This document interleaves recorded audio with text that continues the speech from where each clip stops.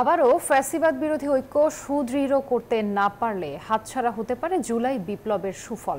এমন মন্তব্য করে বিএনপি ও এনসিপি নেতারা বলেছেন, ছোটখাটো মত পার্থক্য ভুলে সবাই মিলে সুন্দর বাংলাদেশ করতে হবে, মসৃণ করতে হবে গণতন্ত্রের পথ চলা।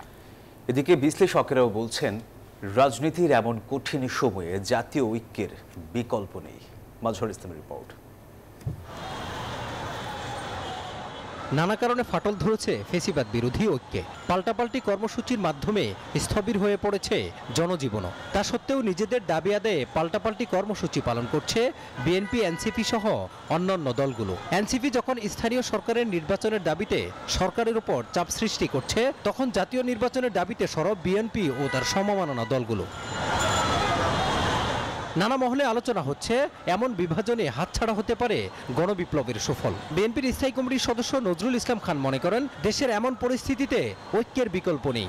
এরকম সংকট সমাধানের জন্য আমি বিশ্বাস করি যে আন্তরিকতা, নিরপেক্ষতা এবং দৃঢ়তা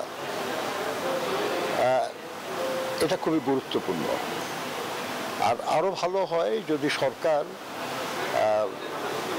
কতদিনের মধ্যে কি কাজটা করতে চায় এটা যদি স্পষ্ট করে বলে। অন্যদিকে জাতীয় নাগরিক পার্টির নেতারা বলেন, ফেসিবাদ পরবর্তী বাংলাদেশে অনৈক্য কারো জন্যই কল্যাণ বয়ে আনবে না। বলেন, মতবিরোধ থাকলেও আলোচনার মাধ্যমে সবকিছুর সমাধান হতে পারে।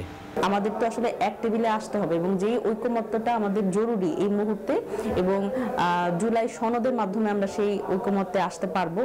জাতীয় স্বার্থে নিজেদের কিছু দলীয় স্বার্থকে স্যাক্রিফাইস করতে হবে এবং করে দিয়ে একটা কমন জায়গায় আসা উচিত, এবং সেইটা করতে পারলে আমরা যে ন্যূনতম সংস্কার, মৌলিক সংস্কার করে আমরা নির্বাচনের দিকে যেতে পারবো। যেতে পারলে স্ট্যাবিলিটি, দেশের স্ট্যাবিলিটিটা রক্ষিত হবে।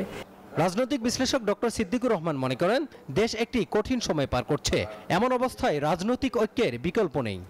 যে বড় রাজনৈতিক দলগুলো আছে, সরকার আছে, সেইগুলোর তারা যে তরুণরা যেন বড় রাজনৈতিক বিভেদে না জড়িয়ে পড়ে, নিজেদের মধ্যে বড় বিভক্তিটা যেন না তৈরি হয় দেশের স্বার্থে, সেটা তারা চিন্তা করতে পারেন। এবং এই ক্ষেত্রে সরকারের একটা ভূমিকা, সরকারের কর্মকাণ্ডের মধ্য দিয়ে যেন প্রমাণ না হয় যে সরকার কোনো একটা তারুণ্য নির্ভর কোনো একটা শক্তিকে বিশেষ প্রায়োরিটি দিচ্ছেন।